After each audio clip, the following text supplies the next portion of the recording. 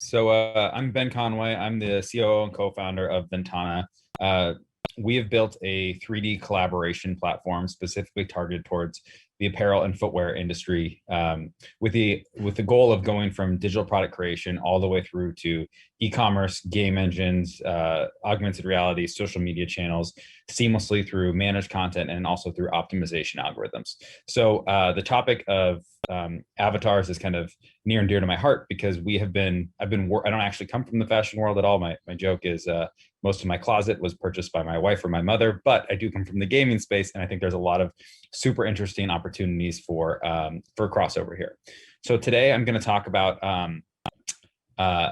AR avatars in gaming and how our avatars being used outside of the design world. Some of this might be some things you've seen earlier today. I know we had some really interesting speakers with some different topics. I touched on a few of them earlier in the panel, but I'm going to dive into what is like an avatar. What do we consider an avatar, and what are some of the use cases outside of just getting fit right? So the first one I'm going to jump into is in the gaming space, but on the mobile side of things, and that's the Pokemon Go, Gucci, North Face collaboration. So this was a collaboration between the North Face and Gucci, which was kind of outside and separate of Pokemon Go, but what they did is they actually launched it inside Pokemon Go. So the apparel was given as a reward to players who could then dress their avatars. And so they didn't have to pay anything to get it. But what was super cool about this was that they could actually purchase these items in the real world. So if they liked the way they looked in Pokemon Go, they could use it in the real world and go to a store and actually purchase this or purchase it online. And let's talk about avatars in gaming. So gaming's absolutely massive. If you think it's big, it's bigger than you think. And it's a huge opportunity for the fashion industry. The esports market alone is valued at over $160 billion. I think that number is maybe a couple years old, so it's probably even larger than that now. 4 out of 5 Americans have played video games in the last 6 months. So everyone's playing. And if you take someone like Puma, who in the last 18 months signed 4 different deals with esports and gaming groups, Puma said that 85% of their brand's US male customers are gamers, and among them, 75% regularly watch gaming streams. So when we think about gaming, I think it's important not to just focus on the fact that there are these avatars and there's people playing them and they're dressing up as them. There's an entire community that is watching this. So you've got platforms like Twitch where you have hundreds of millions of views, hundreds of millions of people signing up around the world to watch these people play games in the same way that people would watch a Super Bowl, except actually on a much more massive scale. So when you think about brand partnerships in the past and how you're dressing up or putting a logo on a jersey or uniform for Nike, Adidas, Reebok, whoever it might be, those are really valuable partnerships and they're spending hundreds of millions of dollars. But we're starting to see that there's other super valuable partnerships to be had as well in the gaming space. So I'll go through a few examples. You've got League of Legends with Louis Vuitton, who actually created outfits specifically for the avatars within League of Legends. And they saw it as such a big opportunity. They even sponsored the prize for the League of Legends championship and also provided the trophy. For some context, the 2019 League of Legends championship had over 100 million unique viewers. So it is a big audience. So when they're doing things like this, they're doing it on a really massive scale. You've got Grand Theft Auto, which has been around for a really long time. It's a super popular title. And they worked with Civilist and Misbehave. And what's really interesting about this, and one of the things that I think works when you look at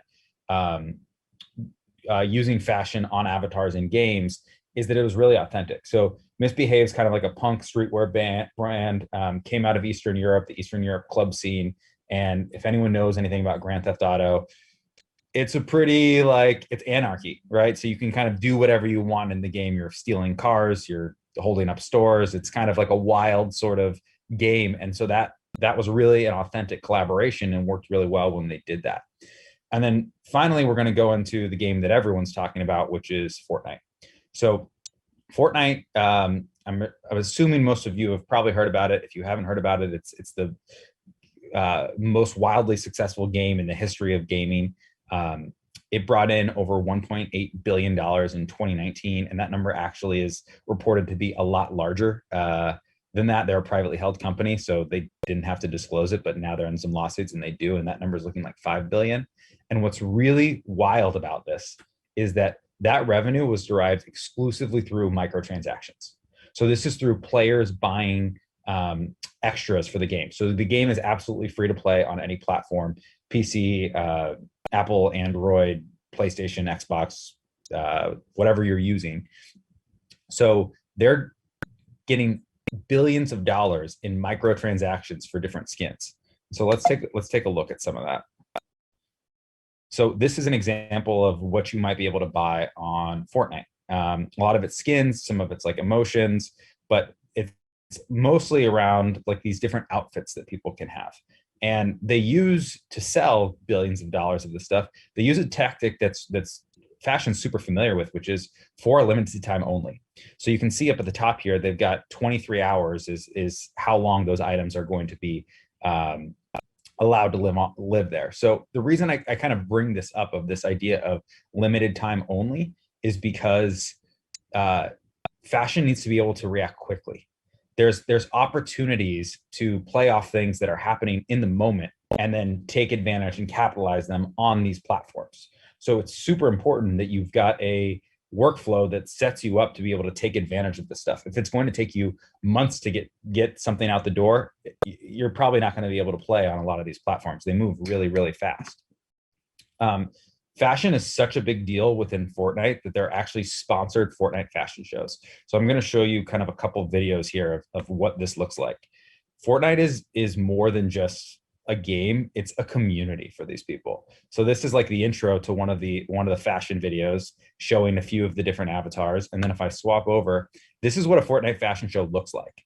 So they've got tons of people. You've got an influencer right here who's a big Fortnite player, and the avatars will come out, spin around, they're commenting, they're talking about, do they like their outfit? Do they not like their outfit? And a lot of the stuff is silly, but there's also the opportunity to put branded content on these avatars in fashion shows. So fashion's often used in games as a status symbol. That's why these people are spending real money on these outfits in a virtual game. Beyond gaming, we can also look at digital influencers. So Miquela is a completely CGI personality. She has over 3 million Instagram followers. She has worked with brands like Givenchy, Burberry, Chanel, Calvin Klein, and she is the beginning, I think, of a much, much broader trend. So she has a personality. She interacts with people. You can see over here on the left-hand side, that's actually a real person that they have put together CGI content for it. And brands are clamoring over each other to have access to Miquela to reach her followers and create some branded content. So avatars are not just in games, they're also in influencers. Here's some examples of kind of what I was talking about when we think about avatars. Like avatars, we think about like shape, we think about different body types, we think about different ethnicities and how do we represent all of those, but there's also avatars as personalities. And so you can see here she is with Finn Wolfhard from Stranger Things. That's been edited together. Here's some message that she put out to her followers. Like she's putting out text, she's putting out comments. It's a very interactive experience for the people that follow Miquela. And so I think that's just a really interesting personality to take a look at. The next idea that I want to bring up is avatars as humans, like humans as avatars. So we think about gaming, we think about virtual fit, but what about humans as kind of an avatar that's living in the real world? And some of this is becoming more and more real through augmented reality. So both of these experiences were powered by Snapchat. It's not like readily available to the public what goes into it, but Artifact, who's the company, if you've been hearing about NFTs and virtual sneakers, they're the company that sold $3.1 million of virtual sneakers in 7 minutes, like 600 pairs. So they've kind of blown up. They actually just closed an $8 million seed round of funding because they're banking on this whole NFT craze. But I think we need to be thinking about how do humans work as avatars, because there's more and more places for it. So here's this is a quick demo that we had put together with Snapchat, taking Keen and running them through our platform and then dropping them into Snapchat. So this is shoe try on. I'm sure you guys might have seen something like that in the past, but that's another great example of humans as avatars. Where can people try things on? How do we need to be thinking about the products that we're creating? The same is true of Warby Parker. So another pretty famous experience, but this stuff is becoming ubiquitous. This is now native into Google's advertising platforms. So there's face tracking, same with Facebook and Snapchat. So they're building the technology to do this directly into the platforms where they are reaching consumers today. That's including like YouTube advertising and being able to do it from mobile devices. So when you look at where can people, the world of avatars, the barriers to accessing them are breaking down. The technology is there. There still are a lot of barriers, and I'm going to talk about some of those. But I think it's important to really consider when you're designing things, like how can we take advantage of some of these things earlier in the process, because often they're an afterthought. But I think they provide a way to gauge public interest and get a feel for products before they've ever actually even been produced. So this kind of goes into this idea that I talk to customers about all the time, which is right now the process for fashion is design, make, sell, right? And so it's not until you've already made the product that you begin selling the product. But what these channels offer an opportunity to do is to design, sell, make. So you're not making the product until you've already sold it. So if I go back to the example over here with Artifact, everyone actually who purchased the NFT version of the sneakers, if they redeem it by April 10th, they'll receive a physical version. But the physical version is kind of like a secondary part of the entire transaction. So, and the other thing that is they just sold $3.1 million worth of it. So they're not going to have a problem getting these sneakers made because they've already funded it. And so I think that's a really important concept that we need to be thinking about. And I know that it's kind of, there can be some dissonance because there's so much work that goes into getting fit right. But I think there's an opportunity if we expand our minds a little bit into trying things out earlier in the process to really start selling. I'm going to touch on something else that I think I'm pretty sure has been already talked about today, but I think it's definitely worth taking a look at, and that's Metahumans. So this is the new tool put out by Epic Games in their Unreal Engine, and it's just kind of insanely powerful. So I'm going to shut up for a minute just so you can watch the video.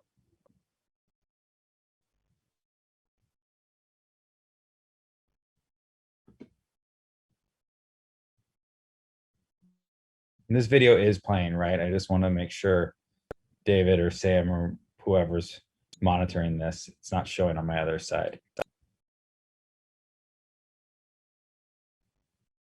So cool, thanks. So you can see how easy it is to start customizing this.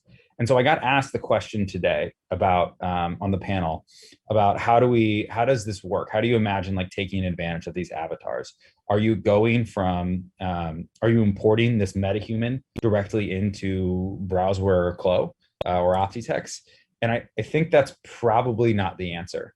I think probably the way that we need to go about looking at this is interoperability. So the other topic that we had spoken about earlier today, which is how do we allow files to be used across the entire ecosystem and across a lot of different platforms. So with Metahumans, I much more imagine the ability to be able to import clothing that was designed within Browseware or Clo directly into Unreal Engine and dressing the avatar within Unreal Engine, because that's where you're going to be able to maintain a lot of that realism that you saw. And I think that when we think about avatars and we think about the future of fashion, we need to be thinking a lot towards these game engines, the ability to do stuff in real time. They are some of the most powerful tools that are out there today, 100%. And so the thinking of the past of like using V-Ray to create super photorealistic images, like people who are continuing to do that are going to be left behind. So you need to be thinking, how do I take advantage of some of these new tools like Metahumans? And ultimately, how does that tie into sales? And that's a point that I kind of try and hammer home all the time, is that for the digital product creation teams, who are often not funded well enough, one of the single best ways that they can increase the funding to their business is showing that there's an opportunity to use the assets they are generating in a sales context. And that could be gaming, that could be social media, but I think there's a real opportunity here. The next I want to talk about is personal platforms for creating avatars are emerging. So this is from a company called Genies, and this is going to be super annoying. There's no way to turn off the GIF, so I apologize. That's a GIF kind of me that or an avatar of me that I created last night in like 2 minutes using a platform called Genies. So Genies just raised $65 million, which is kind of wild, because not a lot of people had heard about them before this. They were the avatar creation platform for celebrities. So they did a lot of like kind of caricature, cartoonish versions of celebrities, but it became wildly popular. And so basically Genies is betting on becoming your virtual identity. So people, you might have heard of talk about the metaverse, basically people thinking about this virtual identity that goes into VR, AR, web-based platforms. And Genies is trying to create that virtual you.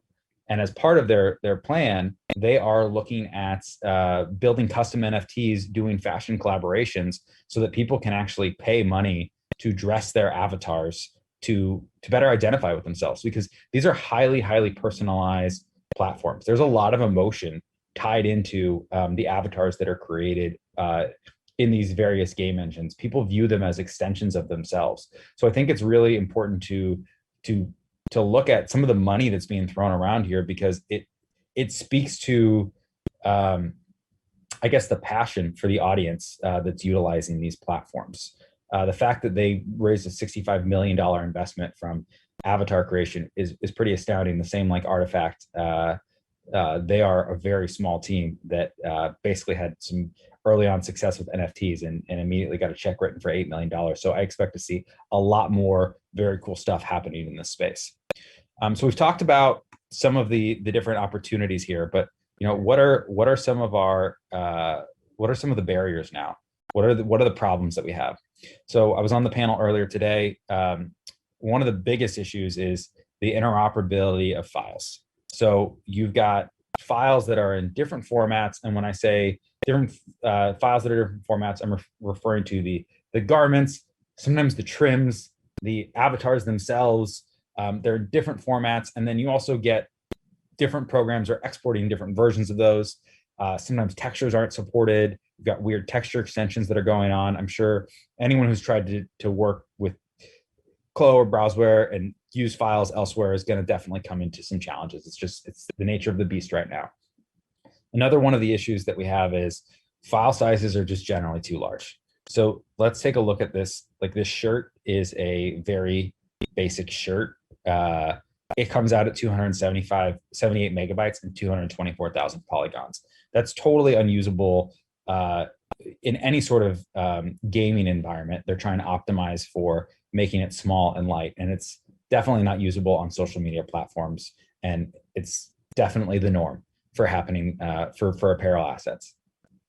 The other big thing that's a problem is the internal knowledge gaps. So teams might have one or two 3D experts, but it's hard enough to build a garment that fits well and looks great, and then you do it in 3D. Teams do not have the knowledge when it comes to, how do I use this on a gaming engine? How do I rig an apparel asset to be able to be worn by a 3D model? I don't understand what the differences are between, why is this working in Spark AR, but it's not working in Snapchat? So there's kind of this big internal knowledge gap that prevents people from being able to act quickly. So they have to work with external agencies, which is generally slow and expensive. And that results in, slow and expensive. The other problem that we have is disparate requirements for different endpoints. So Facebook's requirements are different than Snapchat's requirements, which might be different than Unity's requirements, which might be different than Unreal Engine's, which might be different from Genie's, which might be different from another game that's running in Unity. So we have all of these different endpoints that are super amazing, but they all have different requirements and no one's kind of agreed on it. And it also varies based on, is it a mobile-based platform? Is it desktop? What's going on here? So that results in kind of this, wow, look how amazing all this stuff is. We should take advantage to quickly. Wow, there's no way we can take advantage of that quickly. It's going to be a heavy lift. So that brings me to some of the tools that are out there, and we're one of those tools that can kind of help solve this problem. So our motto is one platform, every channel, fully automated. And the idea is that you're going from digital product creation early on, and we are automatically optimizing these files and just helping you distribute them via APIs to any of these endpoints. So sometimes, like, we've got customers who are obviously using our platform and other customers who have built homegrown solutions to be able to take advantage of some of these channels. But the important thing that I want to stress here is that you need to start looking into automation. To do this manually is not going to work. We need to start looking at tools that will help you do this at scale, or do it even just rapidly, because the time it takes for a single person to take in an asset out of a Clo or a Browseware and optimize for one of these channels might be 4 hours if they're skilled. It can take a very, very long time. And so that's one of the areas we help with, is how do we help you manage all the assets? We help you distribute those assets and be able to be pulled in via API or via plugins to Unreal Engine, Unity. We're working with Snapchat and Facebook as well. So this brings me to kind of the takeaways that I want to sum up here. Number one, there is a huge opportunity for customer engagement on these new platforms. And fashion is uniquely positioned to take advantage of it more than anything else. You're not going to see, you could, but I don't know if we're going to see crate and barrel furniture in Minecraft, for instance. But fashion is a natural fit, because it's oftentimes an extension of people's personality, of their creativity, and that's what all of these different platforms are about. So I want people to be thinking about gaming as another endpoint for the fashion they're creating. The second thing I want to talk about is digital product creation needs to be thinking about experiences in addition to just fit.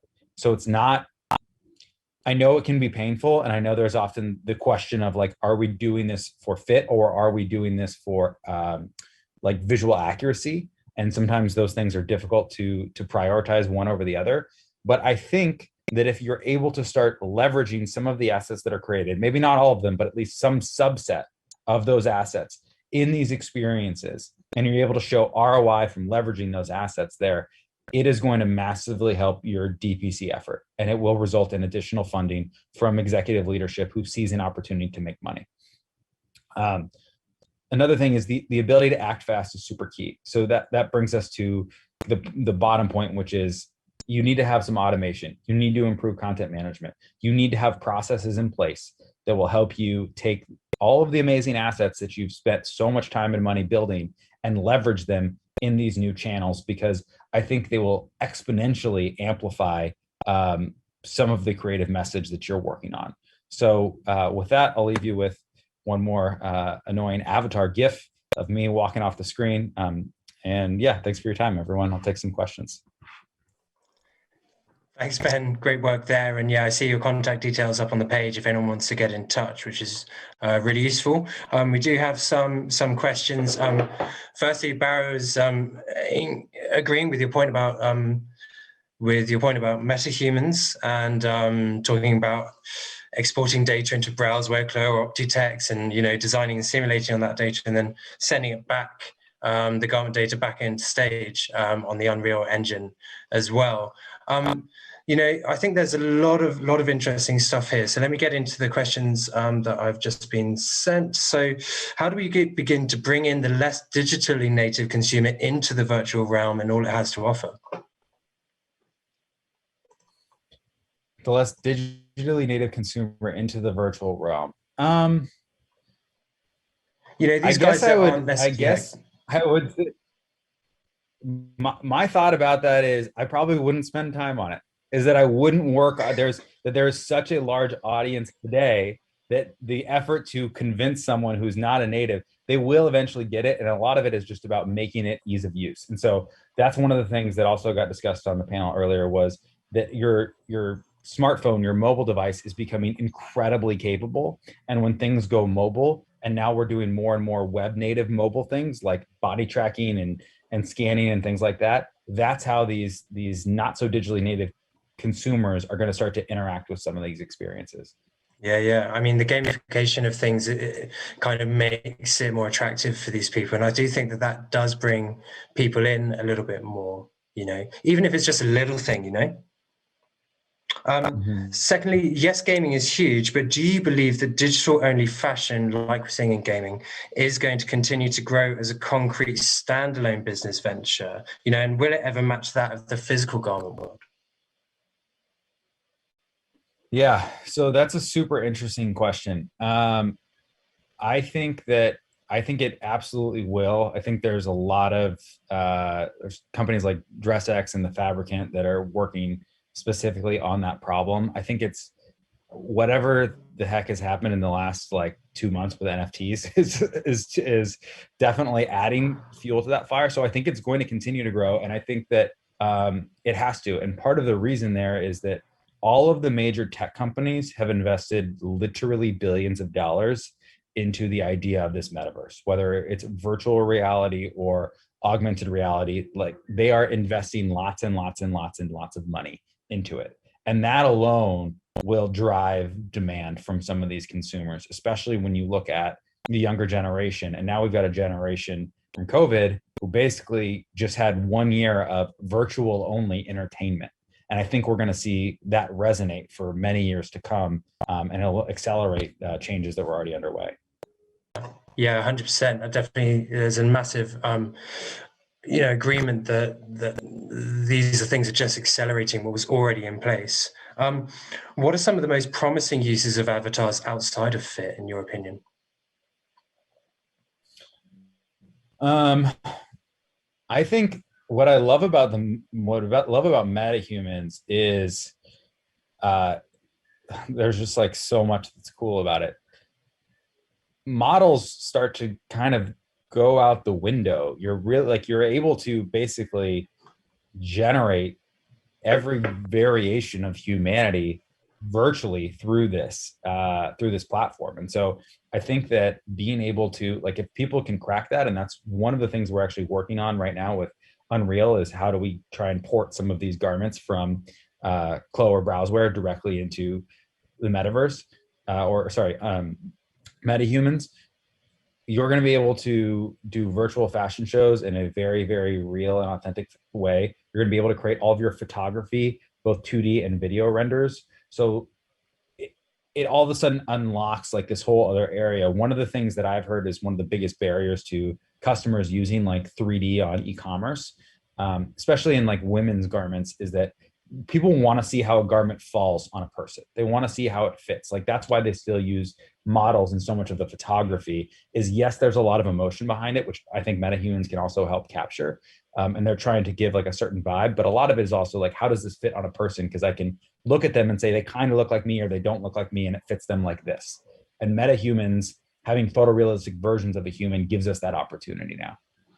Yeah, it's amazing to think this. I mean, will we be able to sort of see virtual catwalks which just have ourselves running down the catwalk time and time again in the different outfits, and to each person watching it? Super interesting concept.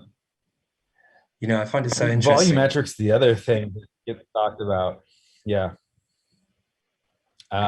There's been some ideas batted around before of, there's been a lot of like volumetric capture via mobile device. So like capturing like an avatar of yourself from your mobile device.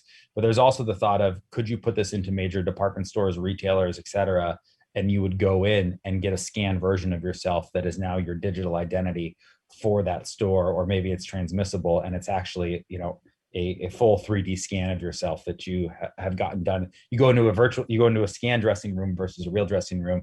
And that's a real idea that's getting talked about right now. So I think that's super interesting.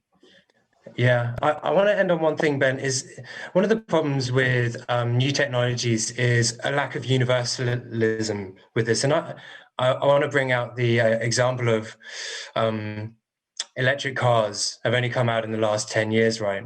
But already there are multiple different kinds of charging points. When you apply that to avatars, what kind of situation are we in with the regards to the fact that there are lots of different companies providing this technology? And as a consumer, you don't want to be doing this time and time again, right? You want to have one version of yourself that you can then go and apply to all different kinds of retail environments. So what are your thoughts on that? Yeah, I think that there's I think some companies have it really right. I think groups like the Kronos Group, which is focused on standards, are doing a lot to help it. I also think there's enough pressure from the industry right now, and there's not a single there's so many different endpoints. There's not a dominant player. There's not really like I mean, Apple can, and in some ways they are a little bit with their USDZ format. There's not as much though a dominant player that can screw things up by saying this is our proprietary format, this is what you have to use. So there is an opportunity here to absolutely get it right. And I think that there's frankly too much work to be done for people to want to go and create their own variations of it. And we've seen people that have done that start to falter a little bit because they're not, it's not interoperable, and customers are demanding that. Yeah. Look, I mean, this is the last session of the day, so we do have the ability to just go on, because I've got one more question that's just coming from the audience as well. Can non-luxury fashion brands retailers afford developing fashion products for games, or is this tech currently too expensive? I I honestly do not think it's too expensive. I think that if you can get a few things right, you can really do it. And I don't think it has to be super large SKU quantities. You need to have some ability within 3D, or, there's a lot of really talented freelance 3D artists out there as well. I'm connected with a large network of them. So if you're interested, you message me and I can always connect you with some people. But I don't, it sounds expensive. It's not. It's really about making the time investment to do it. The programs are starting to do it, and I actually think that's where we might get more traction, because non-luxury brands, and some smaller brands might have the ability to move faster with less worry about, I guess, damaging their brand image by it not being exactly perfect. And I think, with all new technologies, we need to be okay with it not being totally perfect the first time we do it. Yeah, 100%. Good words to end on. Ben, thanks so much for your time today. Yeah, absolutely. Thank you.